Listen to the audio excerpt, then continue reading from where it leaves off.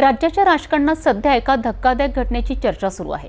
अचलपूर विधानसभा मतदारसंघातील लाखो रुपयांचा विकास निधी अचानक दुसऱ्या मतदारसंघात वळवला गेल्याने अचलपूरच्या जनतेमध्ये तीव्र असंतोष पसरला आहे। या निधीच्या गैरवापरावर आता गंभीर प्रश्नचिन्ह निर्माण झाले आहे। जनतेतून निवडून दिलेले प्रतिनिधी लोकांच्या विकासाकडे लक्ष न देता इतरच कामांमध्ये व्यस्त आहेत का? निधी वळवण्यामागे नेमकं कोण आहे आणि यावर लोकांची प्रतिक्रिया काय आहे, पाहूया या विशेष वृत्तांतामधनं। अमरावती जिल्ह्यातील अचलपूर विधानसभा मतदारसंघ कधी काळी विकासाची स्वप्न पाहणाऱ्या या मतदारसंघाला सध्या प्रचंड निराशेचा सामना करावा लागत आहे। माजी राज्यमंत्री बच्चू कडू यांनी आणलेला तब्बल 10 कोटी रुपयांचा विकास निधी भाजपचे सध्याचे आमदार प्रवीण तायडे यांच्या निष्क्रियतेमुळे अक्षरशः हातातून निसटला आहे। या निधीतील 7 कोटी रुपये चक्क शेजारच्या वरुड मोर्शी मतदारसंघात वळविण्यात आले आहे।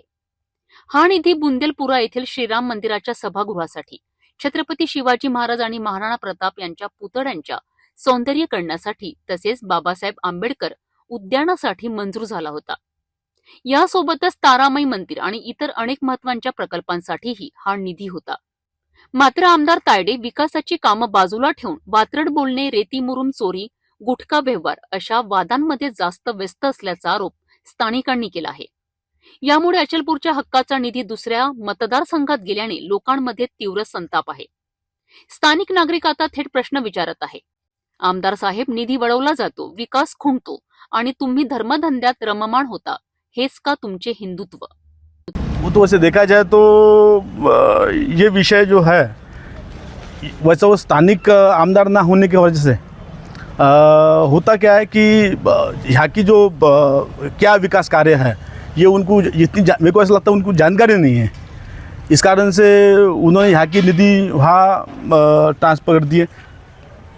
तो ये कटेंगे तो बढ़ेंगे, नारा देगा तो निवड़ के आ गए हो, ठीक है, लेकिन उसके हिसाब से काम भी करना पड़ेगा ना, ऐसा नहीं जमेगा। वो ये काम तो करना ही पड़ेगा उनको कि जो यहाँ पर महाराणा प्रताप पुतले का काम अधूरा पड़ा है, इसकी निधि, उसके बाद में समझो जो भी निधि यहाँ पर जो हिंदुत्व के काम पर निधि डाली हुई थी सब वो उन्होंने वहाँ पर यहाँ से हटा कर वहाँ का डाल दिए, समझो। तो ये कोई हिंदुत्व का काम नहीं हुआ, ये तो वो विरोधों का काम हुआ। विरोधों ने तो भी निधि डाली, समझो, बच्चू कडू ने निधि डाली हुई सब कामों पर, और इनकी निधि कैंसिल करके भाई हिंदुत्ववादी नेता जो अपने आप को बोलते उन्होंने ये निधि उठा के वहाँ डाल दी, तो ये कुछ योग्य नहीं हुआ मेरे हिसाब से।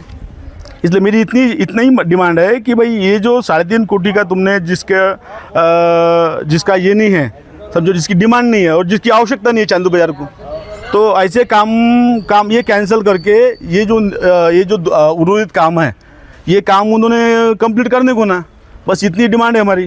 जिथपर्यंत मला असं वाटते का हा निधी जाणीवपूर्वक हटवता आला असेल, कारण की डॉक्टर बाबासाहेब आंबेडकर ह्या नावाच्यासाठी आलेला निधी जर दुसरीकडे वळवण्यात आलेला आहे तर हे जाणीवपूर्वकच झाले असेल इथपर्यंत मला वाटते।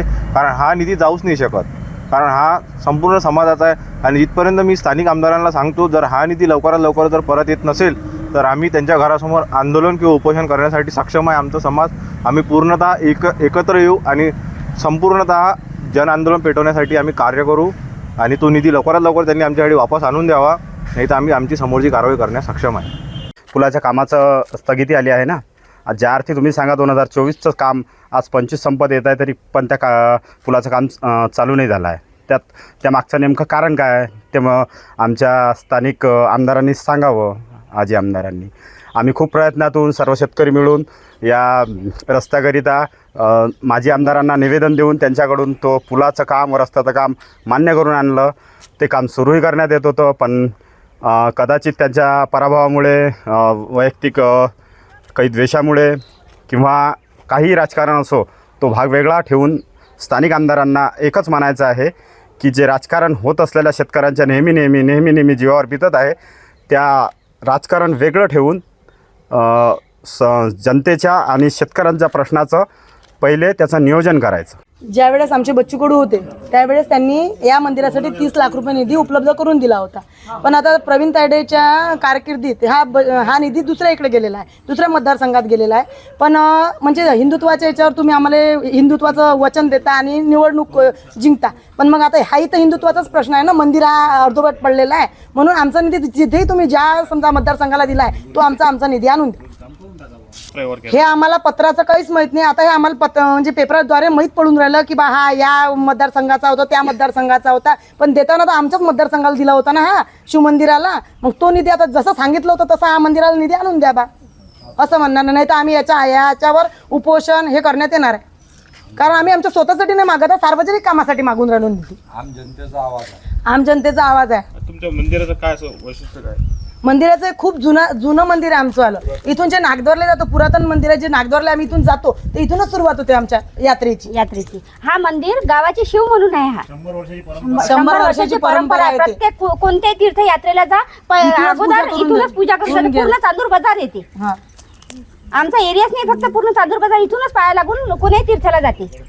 एका लोकप्रतिनिधीच्या निष्क्रियतेमुळे एका संपूर्ण मतदारसंघाचा विकास कसा थांबतो?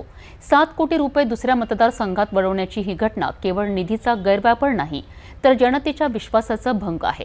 आता प्रश्न हाच आहे की ज्यांनी आपल्याला निवडून दिले त्या जनतेच्या अपेक्षा पूर्ण करणे हे लोकप्रतिनिधीचे कर्तव्य आहे की नाही? आणि जर असे दुर्लक्ष होत असेल तर जनतेने कोणाकडे मदतीची अपेक्षा ठेवावी?